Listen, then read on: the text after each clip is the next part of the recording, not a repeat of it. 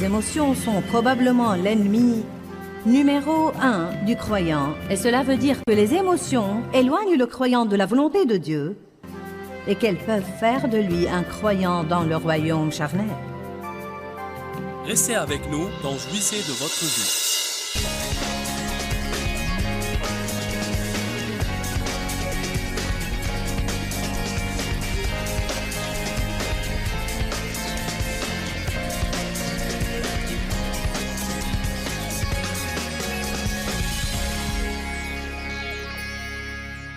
Les sentiments sont changeants, le saviez-vous? Vous dites, qu'entends-tu par changeant? Ils sont une fois d'une façon et une autre fois d'une autre façon. En fait, vous pouvez dire lundi que vous voulez aller quelque part mercredi. Puis mercredi, vous vous levez et vous ne voulez plus y aller. Vous pouvez vouloir une nouvelle voiture mardi et le mois prochain, vous ne voulez plus la payer. Les sentiments sont surprenants. Vous pouvez vous coucher, vous sentir d'une façon et vous réveiller le lendemain d'une autre façon et vous ne savez même pas ce qui est arrivé. Alléluia. Malheureusement, les sentiments et les émotions gèrent littéralement la vie de la plupart des gens. La définition du mot émotion est exciter, bouleverser et émouvoir. L'émotion, en réalité, vous prépare psychologiquement à l'action. Je parlais l'autre jour à une personne qui était connue pour avoir agi selon l'émotion toute sa vie. Par conséquent, elle a eu un grand gâchis toute sa vie. Nous avons beaucoup travaillé avec cette personne les 3 dernières années pour l'aider sur plusieurs niveaux, mais aussi pour lui apprendre qu'elle ne pouvait pas prendre des décisions émotionnelles et s'attendre à avoir la moindre victoire dans sa vie. Certaines personnes sont plus émotionnelles que d'autres. Et ça revient en partie au caractère, en partie à la personnalité ou au tempérament. Mais ça peut certainement être contrôlé, car Dieu ne va jamais nous dire de faire une chose sans nous donner la capacité de la faire. Donc, cette personne étudiait et essayait de progresser à ce niveau et elle a fait une déclaration intéressante. Elle a dit « Je peux parfois sentir mes émotions décoller et elles veulent que je monte à bord. » J'ai trouvé que c'est une bonne façon de s'exprimer. Nous devons apprendre à faire attention aux sentiments que nous avons et où ils vont en réalité et ce qu'ils essayent de faire. Et nous devons prendre notre temps pour nous rendre compte que si nous montions à bord pour les suivre, nous allons dire des choses que nous allons regretter, nous allons faire des choses que nous allons regretter, nous allons acheter des choses que nous ne voulons pas payer et prendre des engagements que nous ne voulons pas respecter. Et vraiment, notre vie va se retrouver être un très grand gâchis. Donc, nous devons absolument comprendre que les émotions, vous savez, peuvent vraiment engendrer de bons sentiments. Elles peuvent parfois nous appuyer et si vous essayez de faire quelque chose, c'est naturellement mieux d'avoir des sentiments pour vous appuyer et vous aider à le faire. Mais nous devons aussi grandir pour en arriver au point où même si les sentiments ne sont pas là, nous allons toujours faire ce qu'il faut. Amen. Bien sûr, il est évident que dans le domaine des relations, toute cette affaire de sentiments est vraiment importante. Il y a certaines personnes dans votre vie envers lesquelles vous n'allez jamais avoir envie d'être gentil. Car elles ne sont pas le genre de personnes envers lesquelles il est facile d'être gentil.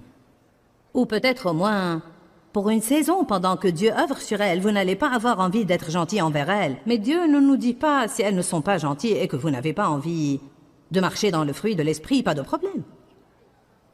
Voyez, nous devons être les mêmes tout le temps, stables tout le temps, et faire ce que nous sommes censés faire tout le temps. Watchman Nee dit que les émotions sont probablement l'ennemi numéro 1 du croyant, et cela veut dire que les émotions éloignent le croyant de la volonté de Dieu et qu'elles peuvent faire de lui un croyant dans le royaume charnel. Nous allons parler de 3 types de gens ce soir, l'homme naturel, l'homme spirituel et l'homme charnel. Nous allons commencer dans un instant, mais la Bible parle de ces 3 types de gens, l'homme naturel, l'homme spirituel et l'homme charnel. Évidemment, le désir de Dieu pour nous, c'est d'être spirituel ou de marcher selon l'esprit. Mais il y a beaucoup de croyants régénérés qui ne sortent jamais du royaume charnel, et cela veut dire qu'ils ne dépasseront jamais le royaume superficiel de faire ce qu'ils pensent, ce qu'ils veulent et ce qu'ils sentent.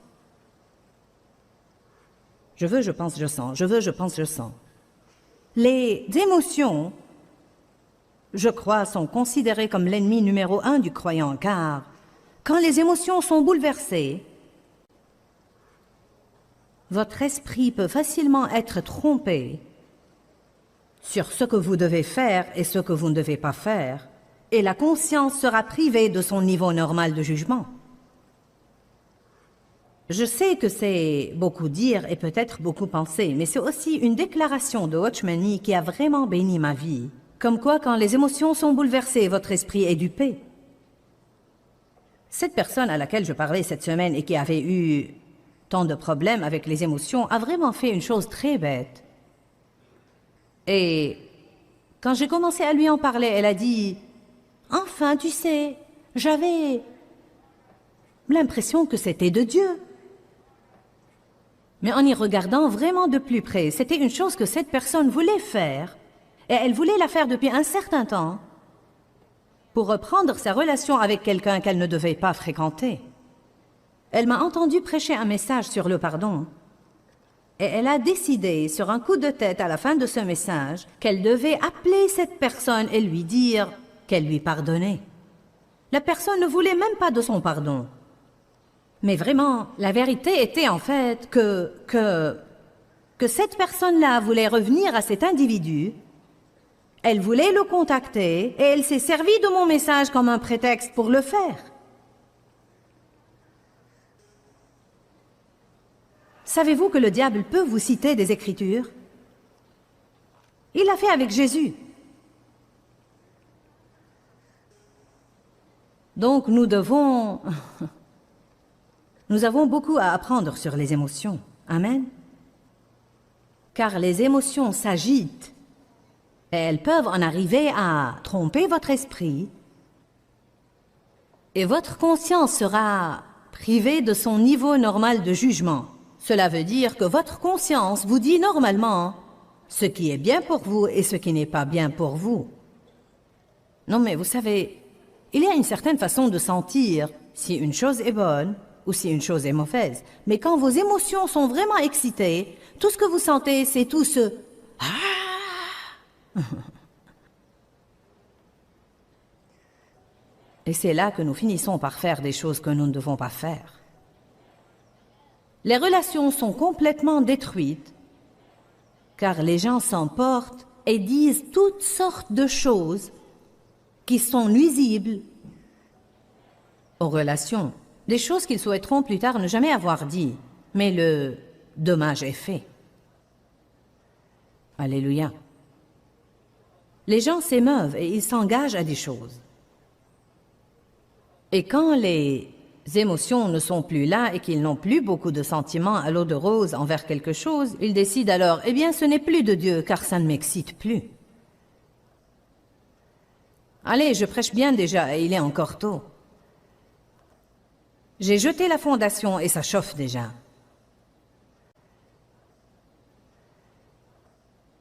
Les émotions sont l'ennemi numéro 1 du croyant. Vous dites, je croyais que le diable était mon ennemi numéro 1. Il l'est, mais il se sert de vos émotions. Amen. Beaucoup de gens s'inclinent devant leurs sentiments et ils passent leur vie sans jamais vivre au-delà d'elles. Vous n'allez jamais vous débarrasser de vos émotions, mais vous devez apprendre à les gérer. C'était une révélation véritable pour moi de découvrir que les sentiments font partie de la vie, que les posséder n'est pas un péché, les suivre est un péché. Je peux avoir envie de vous taper sur la tête. Vous pouvez avoir envie de vous insurger contre quelqu'un ou littéralement le saisir et le jeter à terre ou quelque chose comme ça, mais ça ne veut pas dire que vous avez la liberté de le faire. Autrefois, je pensais que j'étais une personne horrible, car si quelqu'un était impoli envers moi, je voulais lui faire du mal.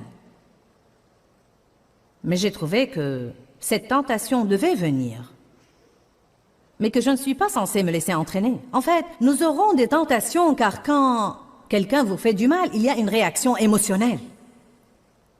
Combien de vous comprennent ça? Une réaction émotionnelle. Ces sentiments montent et ils veulent sortir et faire quelque chose, mais vous devez prendre la décision de ne pas monter à bord. Non merci, je ne vais pas prendre ce train.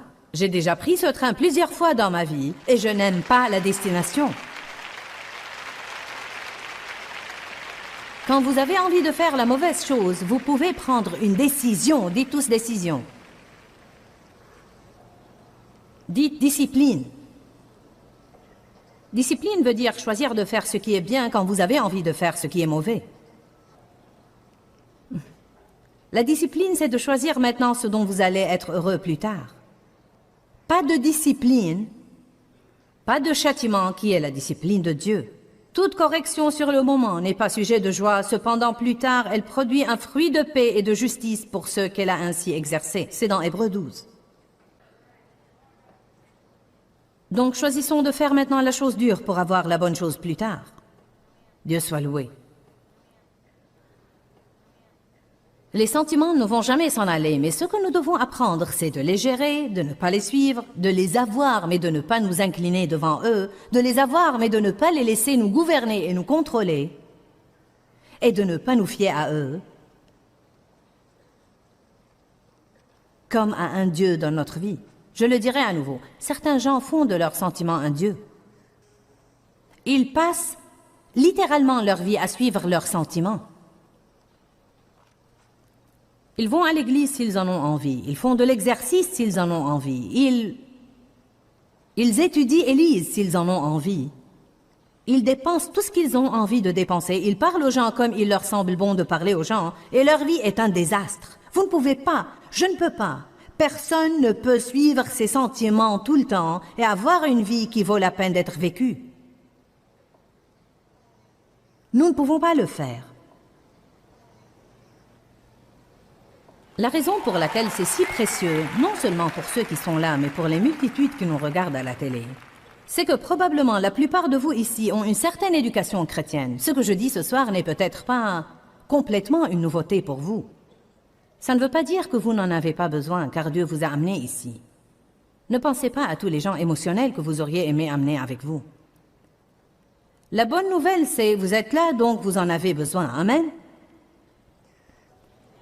Il y avait un moment dans ma vie où même comme chrétienne, j'ignorais ça. Car j'écoutais seulement de la doctrine chaque dimanche, mais je n'écoutais rien qui m'aidait vraiment dans ma vie de tous les jours pour m'entendre avec les gens et pour essayer d'avoir le moindre contrôle sur ma vie. Peut-être qu'il y a des gens là dans le bâtiment et des millions de personnes qui nous regardent à la télé en ce moment et personne ne leur a jamais dit qu'elles ne pouvaient pas faire tout ce qu'elles ont envie de faire. Vous pensez que c'est normal? Je ne nettoie pas ma maison car je n'en ai pas envie. J'ai acheté ça car j'en ai eu envie. Eh bien, je parle aux gens comme il me semble bon de leur parler. Vous ne pouvez pas faire cela. Vous n'allez jamais avoir la moindre victoire. L'autre chose que je dois vous dire, c'est que vous ne pouvez pas vous aider vous-même si vous n'avez pas Jésus dans votre vie comme étant la force présente pour vous aider à faire ce qui est bien quand vous voulez faire ce qui est mal. Donc, vous devez accepter le Christ comme votre sauveur, comme votre aide. Vous avez besoin du Saint-Esprit comme votre aide pour vous aider non seulement à aller au ciel, mais à vivre. Nous avons besoin de Jésus. Nous avons besoin de lui tout le temps, à tout point de vue, pour nous aider en toutes choses. La maturité spirituelle, qui est l'objectif de tout croyant. Dieu veut que nous grandissions. Cela veut dire la maturité. La maturité spirituelle n'est pas possible avant que le croyant apprenne à vivre au-delà de ses sentiments.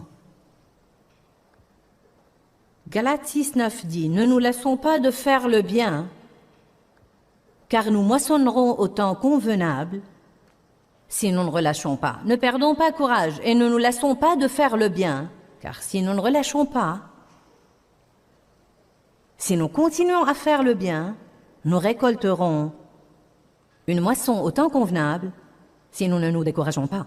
C'est absolument vrai. Prenez n'importe quelle personne au pif, peu importe le gâchis où elle se trouve, peu importe quel est son milieu et qui elle est, prenez n'importe qui, et s'il commence systématiquement à faire le bien, et je ne parle pas d'une ou deux reprises, mais je parle d'une détermination à toute épreuve. Je vais continuer à faire le bien, et je vais continuer à faire le bien, et je vais continuer à faire le bien, jusqu'à ce que j'ai de bons résultats dans ma vie.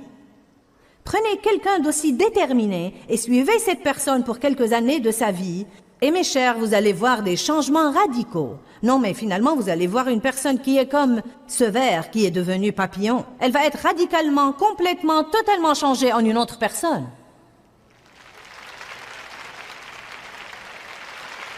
Mais ça n'arrive pas parce que vous priez la prière du pécheur. Quand vous faites ça, vous faites un pas. Ce que vous devez faire, c'est faire de la marche.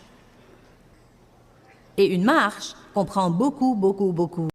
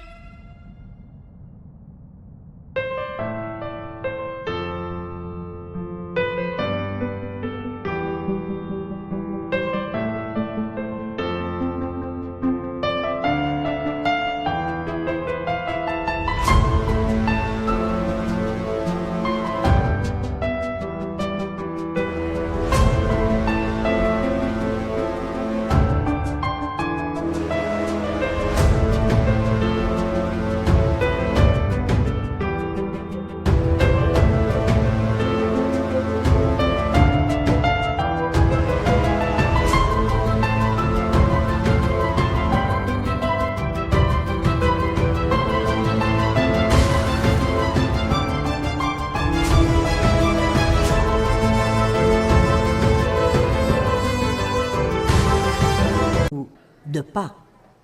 Je vous encourage ce soir, ne vous lassez pas de faire le bien, car vous moissonnerez si vous ne relâchez pas. Relâcher veut dire renoncer, et le premier endroit où vous relâchez, c'est dans votre esprit. Écoutez-moi, les gens renoncent parfois parce qu'ils ne sentent pas qu'ils veulent continuer.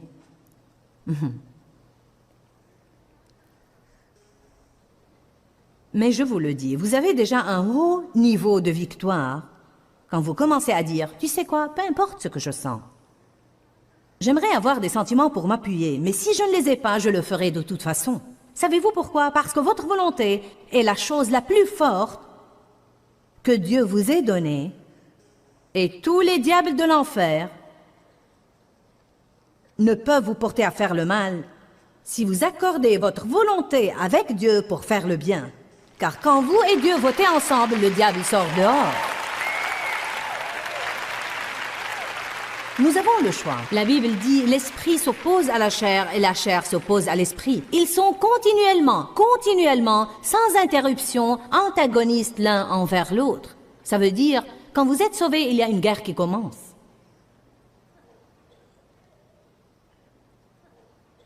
Avant d'être croyante, une personne peut pécher et ne pas avoir une guerre. Mais essayez d'être des pécheurs régénérés pour voir. Maintenant, il y a une guerre. Amen. Pendant des années, je répondais à mon mari, et j'en avais pas mauvaise conscience. Je croyais que j'étais responsable, une femme moderne. Dieu soit loué, tu ne me bousculeras pas.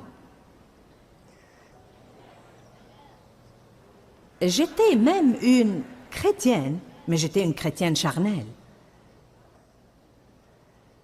Il n'y avait personne à l'époque pour me dire le genre de truc que j'essaye de vous dire maintenant. Personne ne me tenait tête pour me dire « Écoute, tu ne peux pas suivre tes sentiments, tu ne peux pas faire ce que tu veux faire, tu ne peux pas parler aux gens comme tu as envie de le faire et plaire à Dieu. Si tu veux les bénédictions de Dieu sur ta vie, tu dois marcher dans la volonté de Dieu. » Jésus a payé le prix pour que j'aie un merveilleux héritage. Mais cet héritage ne va pas être à moi avant que je grandisse, et vous non plus. C'est à la banque. Ça m'attend en fait dans la terre promise.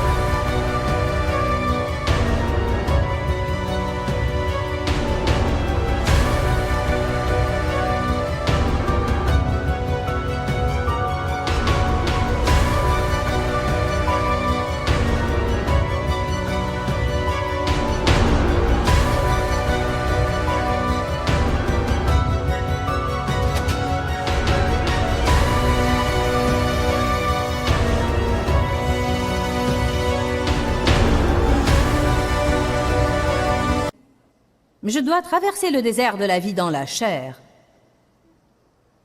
et traverser le Jourdain. Savez-vous ce que veut dire Jourdain? Qui descend ou descendre? Savez-vous combien de gens sont sortis de l'esclavage de l'Égypte et qui ont traversé le Jourdain sont entrés dans la terre promise? Du groupe initial qui était sorti, qui comptait 1,5 million à peu près, 2. Pas 200, pas 2000, 2 personnes. Tous les autres sont morts là-bas. C'est vrai que plus de 2 personnes sont entrées, mais c'était des personnes qui étaient nées dans le désert. Du groupe initial qui était sorti de l'Égypte, 2 personnes sont entrées dans la terre promise. Stupide, stupide, stupide, stupide, stupide. Savez-vous ce que ça me dit? Pas tellement de gens font tout le chemin vers la terre promise. Dieu vous aime même dans le désert. Rappelez-vous, il les a nourris de la manne. Leurs vêtements et leurs souliers ne se sont pas usés, mais ils n'ont jamais eu rien de nouveau non plus. Personnellement, je ne voudrais pas porter les mêmes trucs pendant 40 ans. Moi, je veux de nouveaux trucs.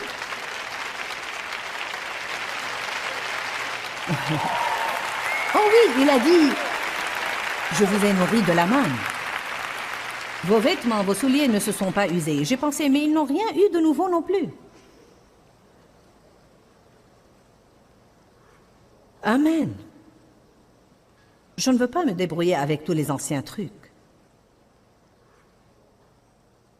Je veux que toutes les promesses de Dieu se manifestent dans ma vie et arrêter de suivre mes sentiments est en grande partie ce qui m'aidera à recevoir. Qui est d'accord avec moi? Arrêter de suivre mes sentiments est en grande partie ce qui m'aidera à recevoir les promesses.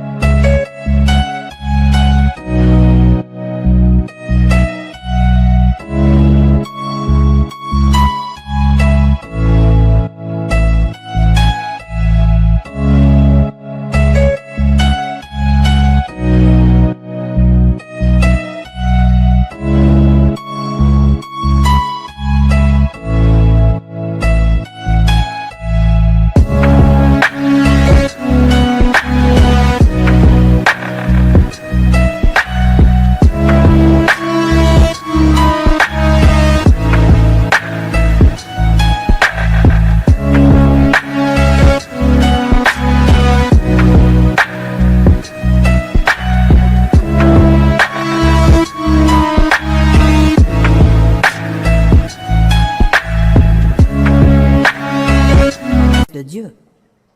Comment ça va, vous tous là-haut sur les balcons? Je sais que vous êtes là-haut. Parfois, les gens confondent les sentiments avec la volonté de Dieu. Ce n'est pas...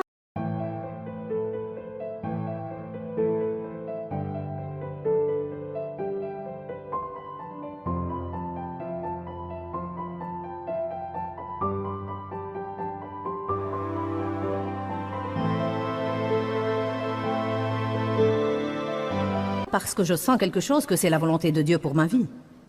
Une femme dirait peut-être, je suis attirée par un certain homme, donc je crois que c'est lui que je suis censée épouser. Alors qu'en réalité, elle pourrait être émotionnellement et physiquement attirée à lui, et ça peut n'avoir rien à faire avec Dieu ou la volonté de Dieu. Eh bien, c'est possible aussi. Oui, c'est possible. Vous dites, comment le savoir? Voilà comment le savoir. Priez, gardez la bouche fermée, et voyez ce que Dieu fait. Nous incliner devant les sentiments aura pour résultat de nous créer des problèmes. Nous devons nous discipliner pour contrôler nos émotions et croire la vérité de la parole plutôt que nos sentiments. Avez-vous besoin de plus d'assurance dans votre vie et de plus de confiance? Je veux vous dire aujourd'hui que Dieu vous aime. Et vous pensez peut-être que c'est un très simple message, mais en fait c'est vraiment le plus puissant message que la Bible essaye de vous faire parvenir. Dieu vous aime. Oui, il aime le monde entier, mais il vous aime. La Bible dit « L'amour parfait bannit la crainte ». Vous savez, nous avons tous tellement de craintes différentes dans notre vie. Crainte de l'avenir, crainte du passé, crainte de ce que les gens vont penser de nous. Crainte du besoin, crainte de la solitude. Non, mais la liste n'en finit vraiment pas. Et c'est uniquement le fait de savoir combien Dieu nous aime et que s'il nous aime, il va certainement s'occuper de nous, qui nous délivrera de ces craintes. Beaucoup de gens m'ont dit au fil des années, « Tu sais, tu m'as regardé et tu as dit, Dieu t'aime à toi. » Et Joyce, quand tu as dit ça, ça a changé ma vie. Eh bien, vous savez, je suis stupéfiée par le nombre de personnes qui n'ont peut-être jamais entendu ça, ou ceux qui l'ont entendu et n'ont pas encore décidé vraiment de le croire. Et je veux que non seulement vous l'entendiez aujourd'hui, mais je veux que vous le receviez à l'intérieur de vous. Je veux que vous receviez la vérité, que Dieu vous aime. Il vous aime inconditionnellement. Peut-être que vous n'êtes pas tout ce que vous devez être ou tout ce que vous aimeriez être, mais Dieu vous aime.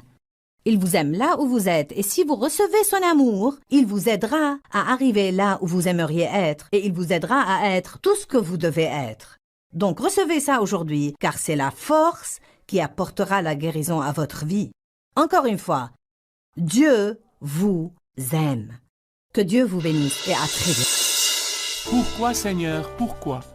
Dans ce livret, Joyce Meyer nous enseigne à travers la parole comment être délivré de la confusion.